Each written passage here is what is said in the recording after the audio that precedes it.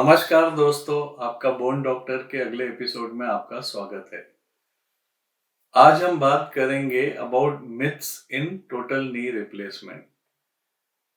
क्या सच है, क्या गलत है? काफी इंफॉर्मेशन है नेट पे या डॉक्टर्स देते हैं, उसको थोड़ा हम गौर से देखेंगे। आज जो मैं बात करने वाला हूँ, वो मेरे आइडियाज, मेरे ओपिनियंस है एंड ओवर द इयर्स मैं इन चीजों में मानता हूँ। आप अपने डॉक्टर से सलाह मशवरा करिए। जो मैं बोल रहा हूँ उस पे अंधविश्वास ना करें। लेकिन मैं अपने आइडियाज पब्लिक के सामने रखना चाहता हूँ, क्योंकि बहुत गलतफहमियां घूम रही है नी रिप्लेसमेंट के बारे में। तो कई पेशेंट आके पूछते हैं हमें, डॉक्टर क्या हम नी रिप्लेसमेंट के लिए फिट है? हमारी एज अभी हो गई है 60, 70, 80 साल। क्या हम नी रिप्लेसमेंट कर सकते हैं? एडवाइजेबल है? क्रोनोलॉजिकल एज नहीं देखते कि आप कितने उम्र के, हम फिजियोलॉजिकल एज देखते हैं कि आप कितने फिट हो और बीमारियां क्या क्या है और बॉडी कैसे सर्जरी झेल पाएगी या नहीं। तो ये सब होता है एक्टिविटी लेवल देख के, ब्लड और हार्ट के टेस्ट करके। और अगर तो आप सर्जरी के लिए फिट हो, जैसे कि कार्डियोलॉजिस्ट या फिजिशियन बोले, तो हाँ, हम सर्जरी कर सकते हैं।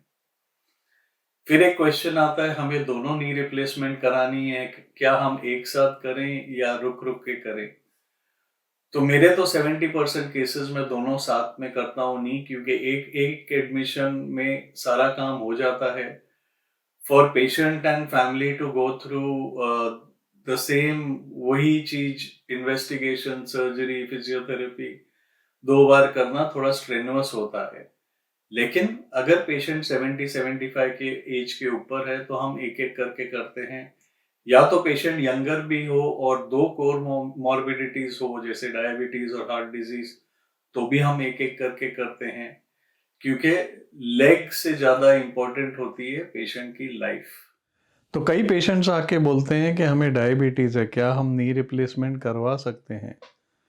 डायबिटीज़ में अगर आपका HbA1c 3 मंथ्स का जो शुगर होता है वो 7.5 से कम है तो आप करवा सकते हो। अगर वो हाई है तो आपको उसे कंट्रोल में लाना पड़ेगा, फिर ही हम सर्जरी करते हैं, नहीं तो इन्फेक्शन के रिस्क ज़्यादा और या वुंड हीलिंग के रिस्क ज़्यादा बढ़ जाते हैं। तो ये डिसीजन आपका सर्जन, आपका फिजिशियन और आपका कार्डियोलॉजिस्ट लेगा साथ में। लेकिन यस, 2 नी रिप्लेसमेंट्स एक सेटिंग में पॉसिबल है और पेशेंट को कोई दिक्कत नहीं होती। दोनों नी साथ में रिहैबिलिटेट हो जाते हैं और 3 हफ्ते में आप नॉर्मल हो जाते हो। दूसरा, हम एक गौर करते हैं न्यूट्रिशन के ऊपर। हम पेशेंट की ब्लड हीमोग्लोबिन वगैरह चेक करते हैं और प्रोटीन लेवल्स देखते हैं। अगर प्रोटीन्स कम है, हाइपोप्रोटीनीमिया है, तो वुंड हीलिंग में प्रॉब्लम हो सकता है, रिकवरी में प्रॉब्लम हो सकता है। तो ये सारी चीजें हमें करेक्ट करनी पड़ती है। दूसरी बात होती है ऑस्टियोपोरोसिस की। कई पेशेंट्स ऑस्टियोपोरोटिक होते हैं। अगर तो सर्जरी अर्जेंट नहीं है तो you can start treatment for osteoporosis. लेकिन ऑस्टियोपोरोसिस 1-2 महीने में ठीक नहीं होता, इसे सालों लगते हैं ठीक होने के लिए। तो अगर आपकी बोन्स वीक है तो हम स्पेशल इम्प्लांट्स यूज कर सकते हैं, जिसमें हम स्टेम डाल देते हैं टिबिया में, लगे तो फीमर में भी। ये सीमेंटेड या अनसीमेंटेड होते हैं। ये आपका सर्जन डिसाइड करता है कब कौन सा इम्प्लांट डालना है। दूसरा होता है कि पेशेंट्स आके बोलते हैं, हमारे नेबर ने गोल्ड का नी डाला है, कोई बोलता है हमारे नेबर ने काला नी डाला है, कोई बोलता है हमारे नेबर ने रोटेटिंग प्लेटफॉर्म नी डाला है, तो हमारे लिए कौन सा नी जॉइंट अच्छा है? सारे ही नी जॉइंट अच्छे हैं। हम नए नी जॉइंट जो मार्केट में 2-4 साल में आए हैं उन्हें नहीं करते, क्योंकि हमें लॉन्ग टर्म उसका फंक्शन या रिजल्ट पता नहीं है। जो ट्राइड एंड टेस्टेड जॉइंट्स है, जो मार्केट में 15-20 साल से चल रहे हैं और जिनके रिजल्ट अच्छे हैं, वो सारे जॉइंट्स अच्छे हैं। गोल्डन नी या ऑक्सीनियम नी, जो ब्लैक कलर का नी होता है, वो हम यूज करते हैं पेशेंट्स में जिन्हें मेटल एलर्जी होती है। दूसरा एक होता है क्रूशिएट स्पेयरिंग या क्रूशिएट रिप्लेसिंग नी। अगर तो डिफॉर्मिटी ज्यादा नहीं है तो आप पोस्टीरियर क्रूशिएट रिटेनिंग नी कर सकते हैं। लेकिन कई सर्जन, जैसे कि मैं, क्रूशिएट सैक्रिफाइसिंग नहीं करते हैं, जहां हम कैम पोस्ट का यूज करते हैं। जैसे कि ये आप देख रहे हो, ये कैम है और ये पोस्ट है। सो ये स्टेबिलिटी इंपार्ट करती है अगर आप क्रूशिएट लिगामेंट्स निकाल देते हो तो। दूसरा होता है मोबाइल बेयरिंग या फिक्स्ड इम्प्लांट। तो जनरली एक्टिव पेशेंट्स में या ओवरवेट पेशेंट्स में बोलते हैं मोबाइल बेयरिंग नी बेटर होता है, लेकिन ऐसा अगर आप पेपर स्टडी करें इंटरनेशनल तो कोई डिफरेंस नहीं है। Both knees do equally well, longevity भी इक्वल होता है। कई लोग बोलते हैं कि आपका घुटना हम करेंगे तो 40 साल चलता है। ऐसा कोई घुटना नहीं बना है जो 40 साल चलता है। घुटने 20-25 साल चल सकते हैं, वो भी अगर सर्जन ने जॉब अच्छा किया है, परफेक्ट लिगामेंट बैलेंसिंग किया है और अलाइनमेंट अच्छी दी गई है। एक और चीज है जो पेशेंट्स आके पूछते हैं कि हमें लेग में ब्लड फ्लो कम है, क्या हम नी रिप्लेसमेंट कर सकते हैं कि नहीं। तो इसके लिए भी हम जांच कर सकते हैं, हम आर्टीरियल वीनस डॉपलर स्टडीज कर सकते हैं और वैस्कुलर सर्जन का ओपिनियन ले सकते हैं।